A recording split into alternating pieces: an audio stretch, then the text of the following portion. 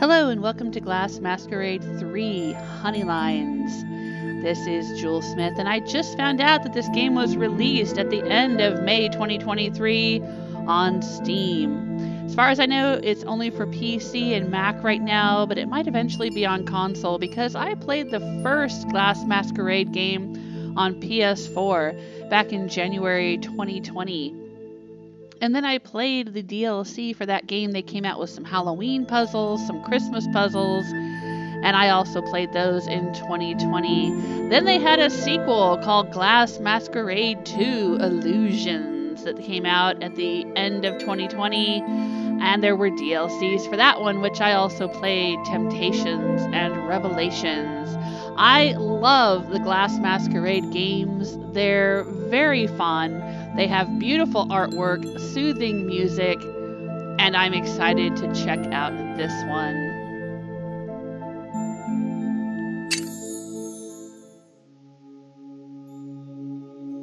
Ooh, it looks like a butterfly. And there's a map in the center. What are all these buttons for? Statistics, badges, time, accuracy, none. Alright. Choose if you like speed and assembling on time at different difficulty levels. I think the previous games were not timed. It would tell you how much time it took to complete the puzzle, but you weren't racing against the clock. You could take as much time as you wanted or needed. They have that as an option here. Accuracy, choose if you want to track fragment placement mistake ratio. Badges, choose if you want to collect achievement badges for each puzzle. Or none, choose if you want to play the game without tracking any stats. Board cut. Oh, we can choose how the pieces are shaped. That's a new feature. We can do shards, which I think is the way that the previous games had the puzzle pieces. We can choose honeycomb, chemistry, or random. Well, I do like the shards. Maybe we can try out the other modes another time. I'll start with shards.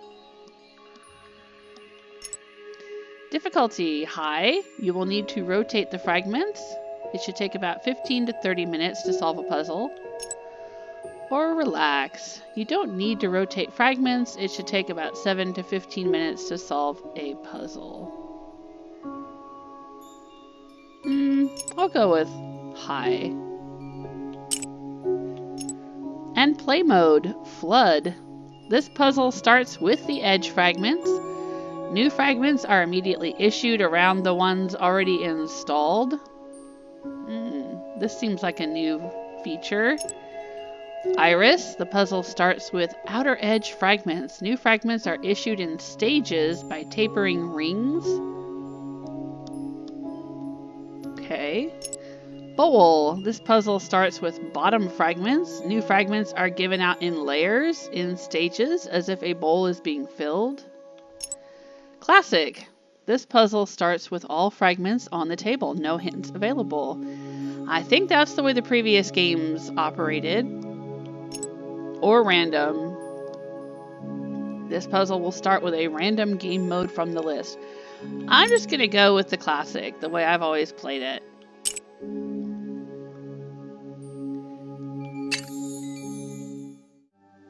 Can we turn the wheel? Rotate the wheel? No? We used to be able to rotate this wheel. How do we rotate the piece?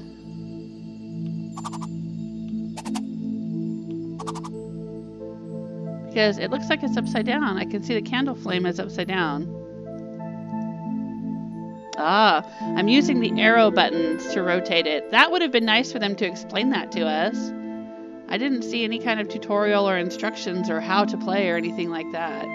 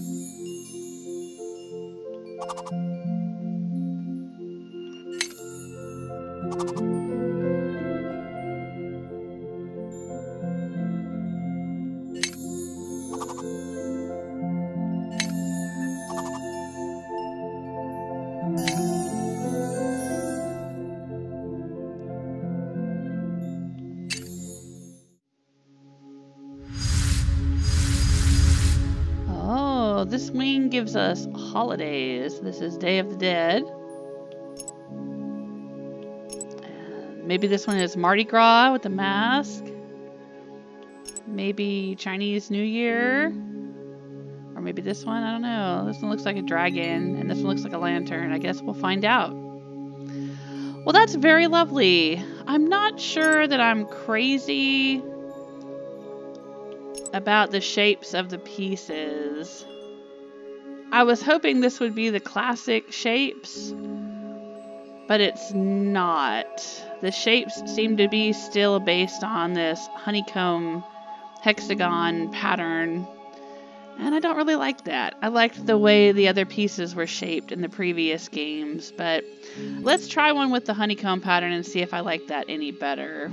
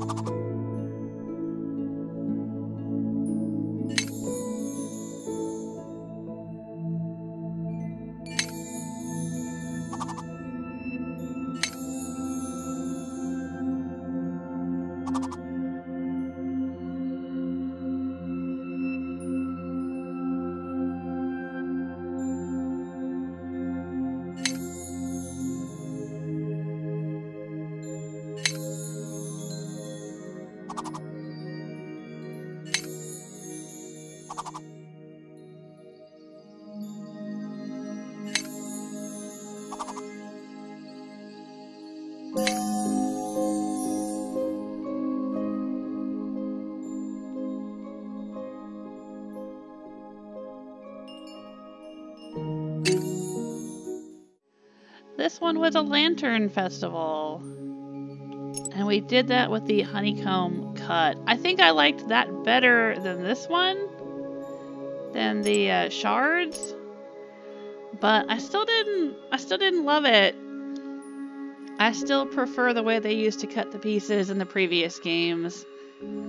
They were cut more like stained glass. Like they were cut along the edges of the stained glass. So it made it easier to like look at something and look at the outline of it and then say, oh, it fits right in here, you know, because it's got a particular shape.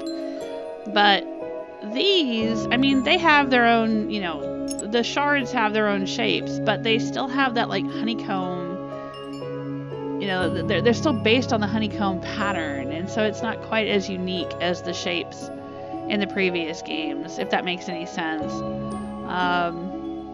But okay, we could try one with the chemistry cut,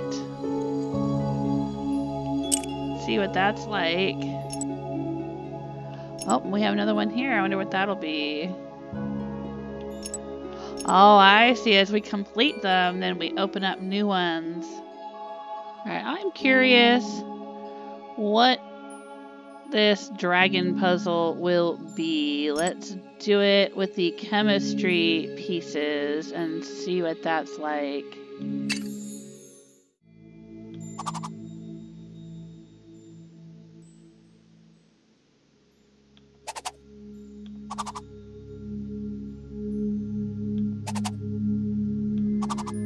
I don't think this one is working quite the same as the other puzzles. The other puzzles seem to give us pieces that would fit around the edges, but none of these seem to fit around the edges. I mean, there's several pieces with people in them, and I assume they go along here somewhere, but since I don't know what the puzzle's supposed to look like, I don't know where to put them. I could be here all day just guessing.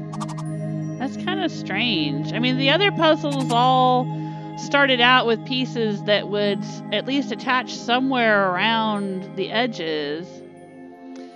And this game doesn't give you any kind of tutorial whatsoever. Like, I had to figure out on my own that the arrow keys rotated the puzzle pieces.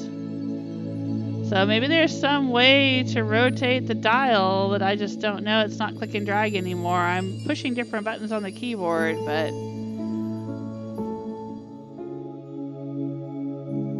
Oh, I figured out how to rotate the dial. That should help. I'm playing this game on a laptop, and I'm using the touchpad, not a mouse. So it doesn't have a scroll wheel. But I think that if you had a mouse, that's what you would use to rotate this dial, is the scroll wheel. And what I'm doing on the touchpad is I'm using 2 fingers and I'm like pinching toward the center of the touchpad, and that's making the dials move.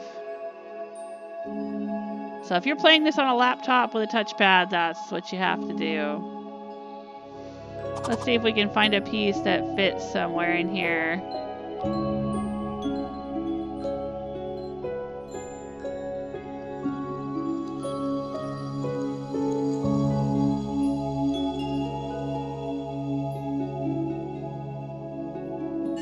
There we go. We placed a piece.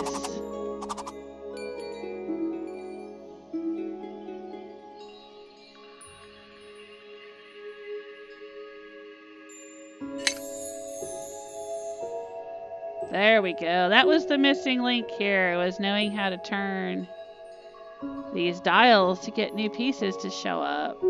I completed the other 2 puzzles without being able to do that.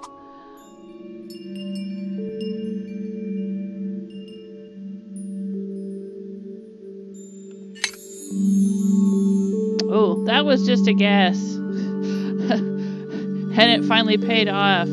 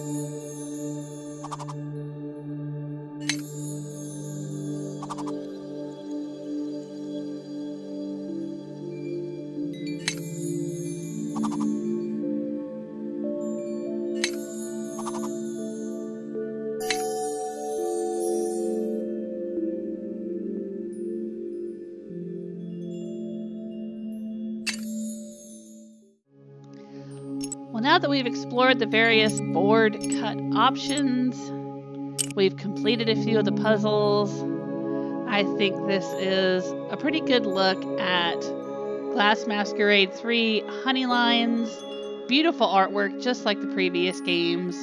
Relaxing music, like the previous games. And I'm looking forward to playing more of this. If you would like to see me play this on my channel, let me know in the comments. And if you're enjoying my videos, don't forget to leave a like, subscribe, tell your friends. Better yet, tell your parents and grandparents that there's someone close to their age who is on YouTube playing video games.